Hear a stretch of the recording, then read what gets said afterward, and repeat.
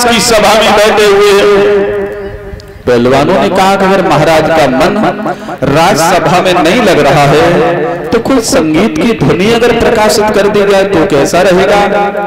आदेश की देरी थी, चारों ओर ने संगीत बजाना प्रारंभ कर दिया।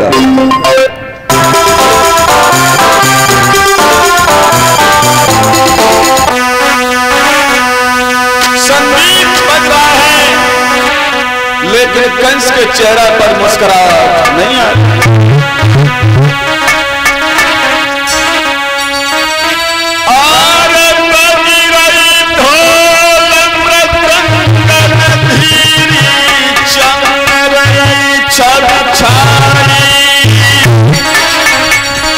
भैया ब्रजेश और गरी गरी तो हुई चले के सभा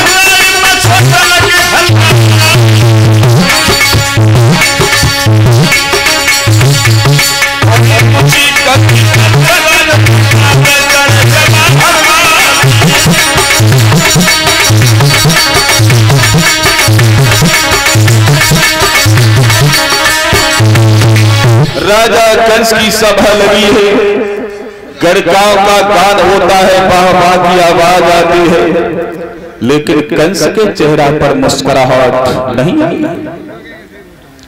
तब तक ब्रह्मा पुत्र देवर्षि नारद का उसी सभा में आगमन हो गया। कंस ने नारद का स्वागत कर आसन प्रदान किया। आइए बाबा नारद आइए। नारद को बिठा लिया। नारद ने कहने लगा, कहिए कंस राय, आज से 6 महीना पहले तुम्हारी मथुरा में मुलाकात हुई थी। तब तुम्हारा चेहरा गुलाब के फूल की तरह खिला हुआ नजर आता था, लेकिन अब तो तुम्हारे चेहरा पर झुर्रियां पड़ रही हैं। अब तो तुम्हारा चेहरा बिल्कुल नीरस हो रहा है, क्या कारण है कंसराज? कंस उदास मन से कहने लगा, नारद ने समझ में नहीं आता, उन नंद राय के बच्चों ने हमारी रातों रात की नींद हराम कर रखी है। मैंने बड़े बड़े व्यक्तियों को भेजा उन्हें मरवाने के लिए, लेकिन किसी ने आकर के हमें जवाब नहीं दिया कि कन्हैया कैसा है। देवर्षि नारद कहने लगे, कंसराज हमारे पास में अकल है, अगर तुम्हें कोई रोग हो गया है तो किसी अच्छे वैद्य को नवद दिखाओ और उसका इलाज करवाओ। अगर तुम्हें किसी दुश्मन का डर है तो तुम्हारे पास में बड़ी भारी सेना है, उस पर हमला कर दो, उसे पराजित कर दो। रोग को, दुश्मन को कभी छोटा नहीं समझना चाहिए, जितनी जल्दी हो सके इसका इलाज जल्दी कराना चाहिए। कंस कहने लगा, महाराज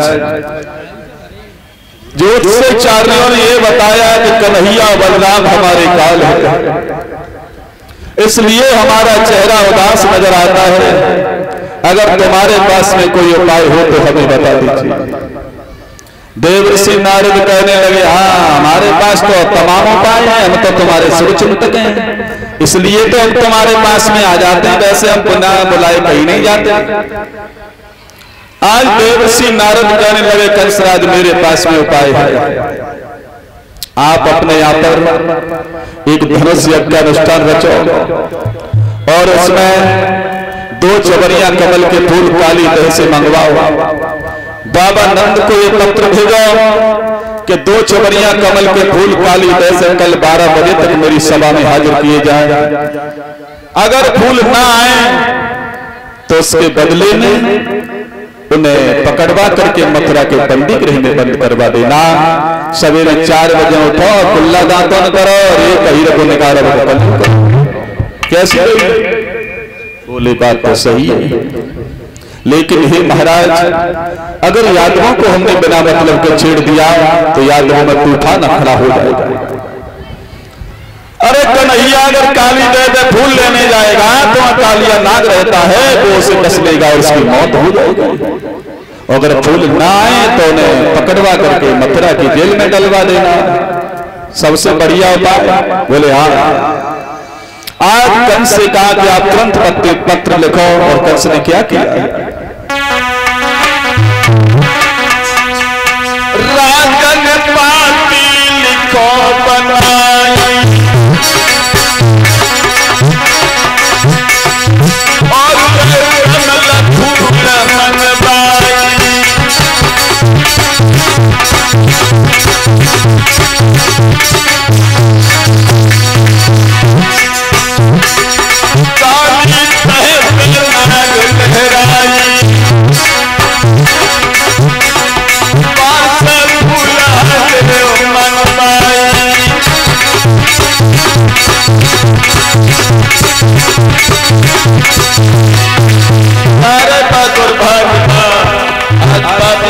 पत्र लिखने लगा।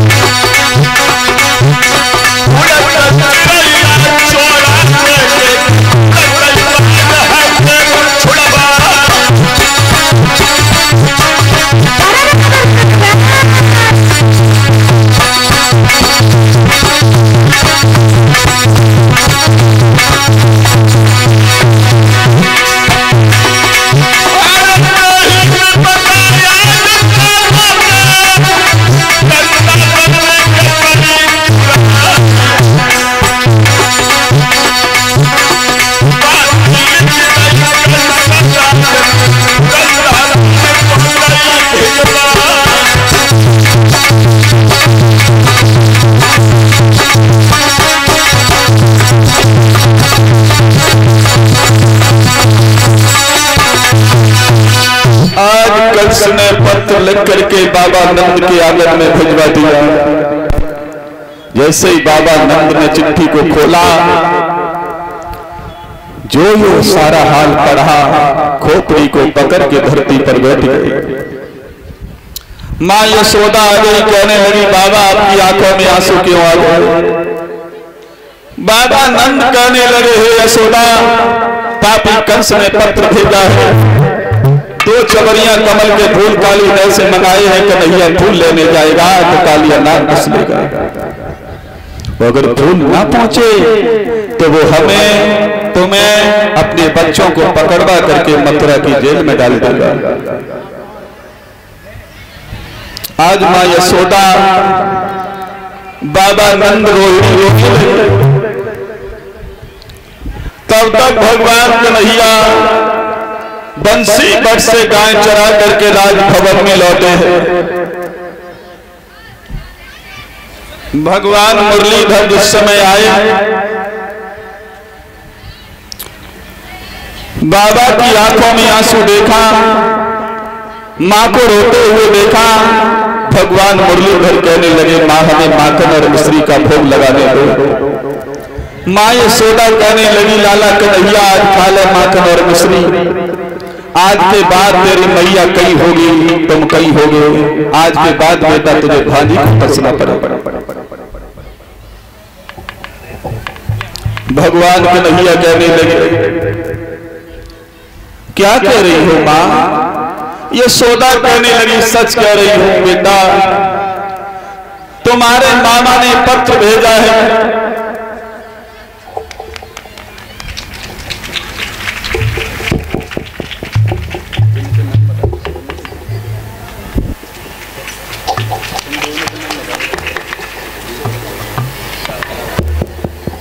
इधर ये श्रीमान